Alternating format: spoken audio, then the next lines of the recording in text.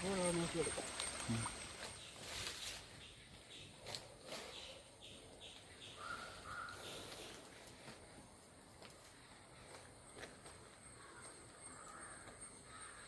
അപ്പോഴേ ഇന്നൊരു പുതിയ പരിപാടിയാണേ.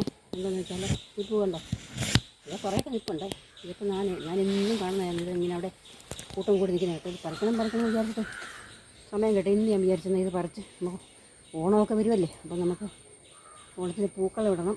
അതിന് വേണ്ടിയിട്ട് ഉള്ള പരിപാടിയാണ്. ഇതുണ്ടോ, നമുക്കൊന്ന് കുഴിച്ച് വെക്കാൻ വേണ്ടിയിട്ടാണ്. ഞാൻ വെച്ച് വെറുതെ എന്തിനാ ഇതായിട്ട് നിൽക്കുന്നു, അവിടെ നിൽക്കേണ്ട കാര്യമില്ല. അപ്പോൾ ഞാൻ വിചാരിച്ചത് കുഴിച്ച് വെക്കാം. ഓരോ ഓണമാകുമ്പോൾ നമുക്ക് നിറയെ പൂക്കൾ കിട്ടുമല്ലോ. ഇത് കണ്ടോ, ഇതിനകത്തിൽ 2 സൈസ് കളറുള്ള പൂവാണ്.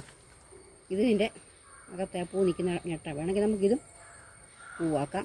ഇത് വേണമെങ്കിൽ ഒരു ലെയർ നമുക്ക് പൂക്കൾ ഇടാനായിട്ട് ഉപയോഗിക്കാം. ഇതും കണ്ടോ, ഇതും പൂവാം. അപ്പോൾ മഞ്ഞപ്പൂവായി നമുക്ക് ഇത് ചുവപ്പല്ല, ചുവന്ന കളറല്ല, വേറെ കളർ, ഓറഞ്ച് ചേർന്ന കളർ.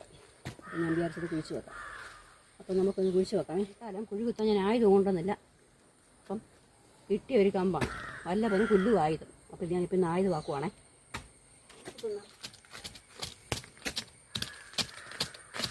കുത്തി നോക്കത്തില്ല, കുഴി വരണം.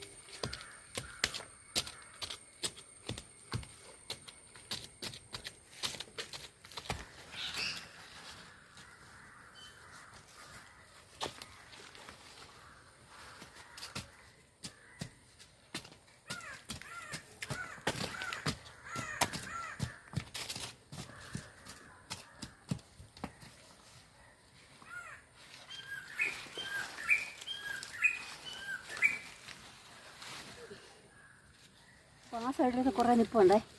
അപ്പോൾ ഞാൻ വിചാരിച്ചു ഈ സൈഡിൽ ഇല്ലല്ലോ, അപ്പോൾ ഇങ്ങോട്ട് കുറച്ച് കുഴിച്ച് വെക്കാം. ഈ സൈഡിലോട്ട് കുറച്ച് കുഴിച്ച് വെക്കും. ഇപ്പോൾ ഒരു തണ്ടൊക്കെ നട്ടാൽ ഇതങ്ങ് പാടില്ല, വട്ടത്തിലങ്ങ് പാടില്ല. നമ്മുടെ ഒരു ഭാവനയ്ക്കനുസരിച്ച് ഇപ്പോൾ ഡിസൈനൊക്കെ ചെയ്ത് കൊടുത്താൽ അത് കറക്റ്റ് വട്ടത്തിലോ എങ്ങനെയാണെന്ന് വെച്ചാൽ നമ്മുടെ ഇഷ്ടത്തിനനുസരിച്ച് വെച്ചാൽ അത് ഇവിടെ ഇങ്ങനെ നിൽക്കും. നല്ല രസമാണ് ഈ പൂ കാണാൻ, നല്ല ഭംഗിയാണ്. ഈ പൂ നിറയെ നിൽക്കുന്നത് നല്ല ഭംഗിയാണ്.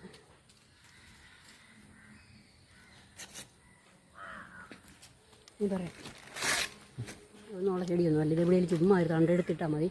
അവിടെ കിടന്നത് പോലെ അങ്ങ് എടുത്തിട്ട് നിറയും പൂവട്ടാകുക. ഇപ്പോൾ ആ സൈഡൊക്കെ കുറേ ഉണ്ട്. ഞാൻ പിന്നെ ഈ സൈഡിൽ ഇല്ലല്ലോ, അപ്പം ഞാൻ